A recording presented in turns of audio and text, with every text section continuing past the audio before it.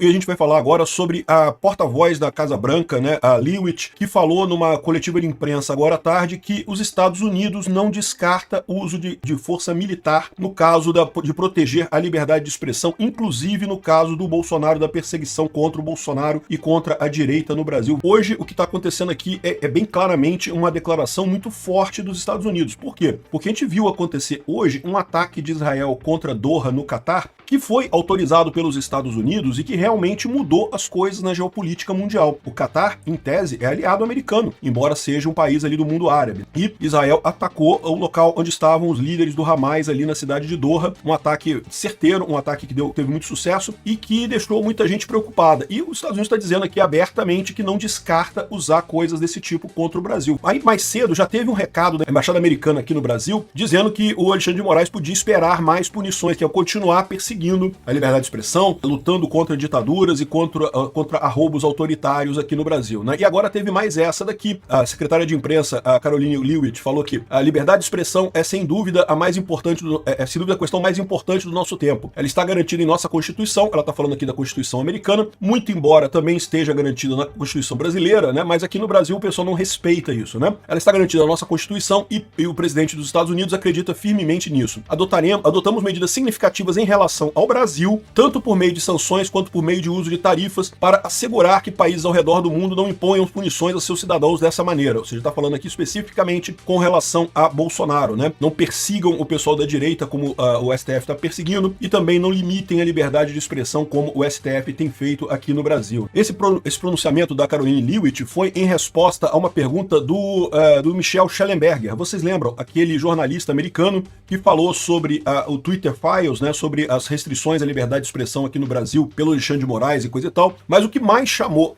a questão é que logo em seguida ela falou que o Trump não tem medo de usar meios militares para proteger a liberdade de expressão. Então repara que ela associou a questão da liberdade de expressão a essa perseguição a Bolsonaro. O que faz sentido, tá? Ninguém tem dúvida nenhuma que o que aconteceu em 2022 foi justamente o Alexandre de Moraes, metendo o dedão na balança para prejudicar Bolsonaro lá nas eleições de 2022. Então, ou seja, estão associando lá nos Estados Unidos a perseguição a Bolsonaro à questão da liberdade de expressão, o que faz todo sentido. Desde a primeira comunicação do Trump sobre o caso do Brasil, ele falou também do Bolsonaro e da liberdade de expressão, são coisas que estão ligadas. E agora ela está dizendo que o Trump não tem medo de usar meios militares para proteger a liberdade de expressão, diz a Casa Branca sobre a eventual condenação de Bolsonaro. A porta-voz da Casa Branca, Karoline Leavitt, disse nessa terça-feira que o governo Trump está disposto a usar meios militares para proteger a liberdade ao redor do mundo, em referência à atual condenação do presidente Jair Bolsonaro. Questionado se o governo americano tomará medidas mais retaliatórias ao governo brasileiro caso o julgamento do Bolsonaro termine com a condenação do ex-presidente, a porta-voz disse: o presidente dos Estados Unidos não tem medo de usar meios econômicos nem militares para proteger a liberdade de expressão ao redor do mundo. Ou seja, depois da pergunta do Schellenberger sobre essa questão, ela acrescentou isso daqui, né? A liberdade de expressão é a questão mais importante do nosso tempo, o presidente Trump leva muito a sério e por isso tomamos ações contra o Brasil. No entanto, a porta-voz também disse que no momento não há nenhuma ação adicional contra o governo brasileiro. A embaixada dos Estados Unidos ao Brasil repostou a fala de Leavitt e, lógico, como a gente falou, né,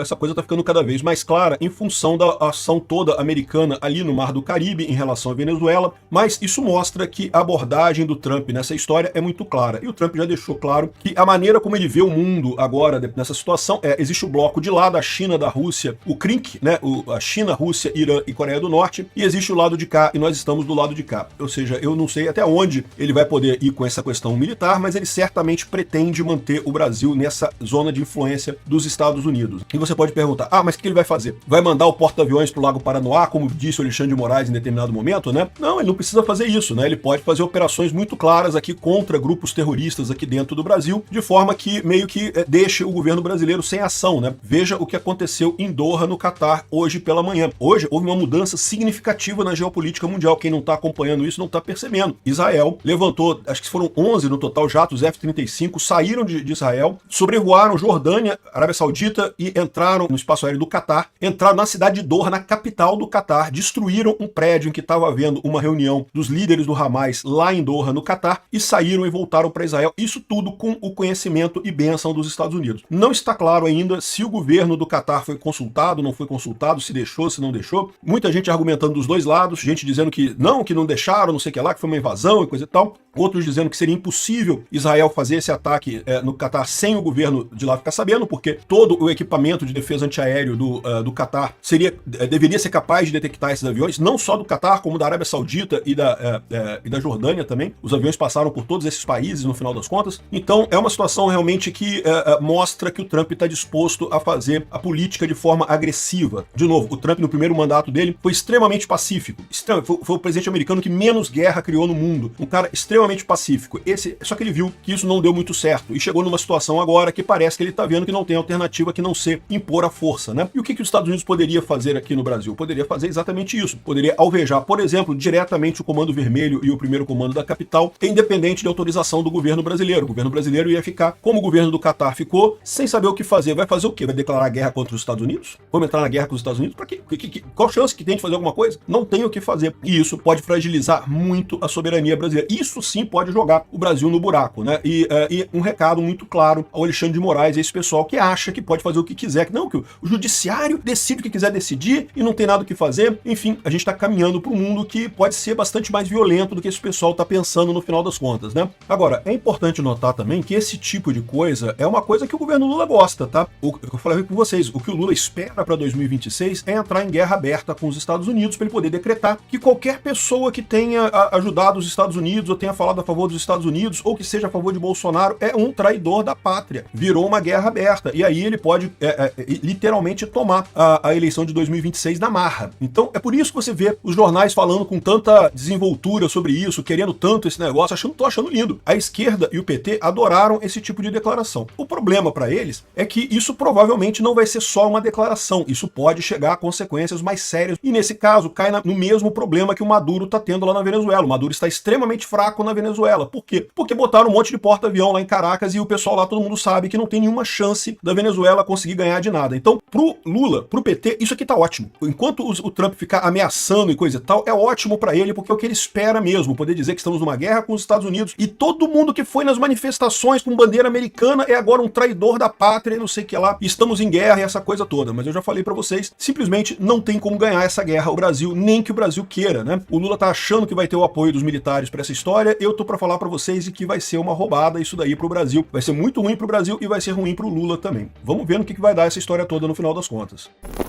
E nós vamos falar agora do recado que a embaixada americana deixou para o Alexandre de Moraes. Não foi recado não foi indireta não, meu amigo, foi direta. Alexandre de Moraes, presta atenção, tá? Vamos continuar perseguindo a responsabilização sua pela supressão da liberdade de expressão e pela perseguição a Bolsonaro aqui no Brasil. Esse recado foi dado hoje, no momento que o Alexandre de Moraes está fazendo o voto dele lá no STF, né? Tá aqui, a Folha de São Paulo colocou isso aqui, a embaixada dos Estados Unidos reposta crítica a Moraes enquanto o ministro vota no julgamento. O Globo também todo chateado aqui, ó. Embaixada do Zeu promete novas sanções contra Moraes em meio ao julgamento de Bolsonaro no STF. O recado foi dado pelo Darren Beatty, que é o chefe da diplomacia lá dos Estados Unidos, né? Então ele deixou o recado aqui em inglês. O que a embaixada dos Estados Unidos aqui no Brasil fez foi, na verdade, só traduzir o recado. Dia 7 de setembro marcou o 203º dia da independência do Brasil. Foi um lembrete do nosso compromisso de apoiar o povo brasileiro que busca preservar os valores da liberdade e justiça. Para o ministro Alexandre de Moraes e os indivíduos cujos abusos de autoridade têm minado essas liberdades fundamentais, continuaremos a tomar as medidas cabíveis. Então, ou seja, não foi uma indireta para o Alexandre de Moraes, não foi alguma coisa assim do tipo, olha só, mais ou menos e coisa e tal. Não, foi uma direta. Para o ministro Alexandre de Moraes e os indivíduos cujos abusos de autoridade têm minado essas liberdades fundamentais, continuaremos a tomar as medidas cabíveis, né? Eu acho que já está muito claro para o governo Trump o que está acontecendo. O Trump tem deixado isso claro. Há um desespero na esquerda mundial, não só aqui no Brasil, mas na Europa, nos Estados Unidos, que a esquerda está sumindo. A direita tem crescido bastante, tem ganhado corações e mentes da população e a esquerda se vê num dilema. Ela não consegue mais ganhar a eleição. Como é que vai fazer agora, né? Eles viveram,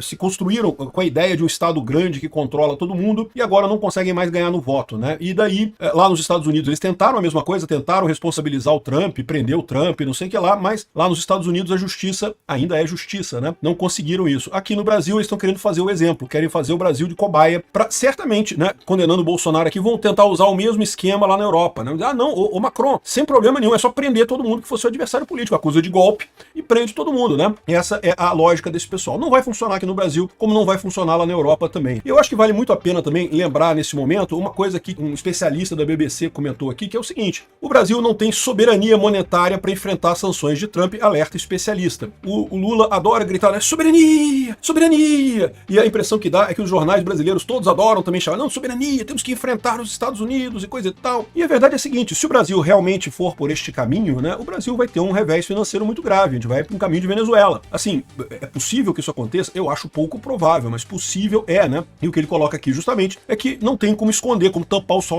com a peneira. Por mais que o Trump, você pode considerar que o Trump está exagerando, que o Trump botando o Alexandre de Moraes na lei Magnitsky é um absurdo, que Bolsonaro é culpado mesmo, você pode até ter opinião diferente, mas o fato é que de um jeito ou de outro, o Trump não vai mudar de ideia, e isso pode colocar o Brasil numa situação muito ruim. Ah, mas o Brasil pode se virar para a China. Eu não sei se esse pessoal entende o tamanho do problema que é isso, né? A China, se quiser, vai explorar o Brasil, é verdade. O Lula adoraria isso. O Lula acha que a China é a solução, como no início, na década de 80, eles achavam que a União Soviética era a solução. E isso é o caminho do Brasil apostando na China. Num primeiro momento, maravilha, não, ignoramos os Estados Unidos, brigamos com os Estados Unidos, vamos agora nos apegar à China e coisa e tal. Olha como é que está a economia chinesa. A economia chinesa não está bem. Nenhuma economia prospera em regime autoritário comunista. Não tem como prosperar. Os autoritários acreditam que a ordem central, que um comandante dando ordem é mais eficiente do que deixar o mercado se reorganizar. E isso não é verdade. O mercado se organiza muito melhor do que qualquer pessoa mandando. Mesmo que essa pessoa fosse bem intencionada, tá? Não estou dizendo que são. Os chineses, tal como os brasileiros, tal como os cubanos, sempre o dono do regime, né, sempre pensa muito mais nele do que no povo em si. Não é à toa que o Maduro é multimilionário, que o Hugo Chávez é multimilionário, que o Raul Castro,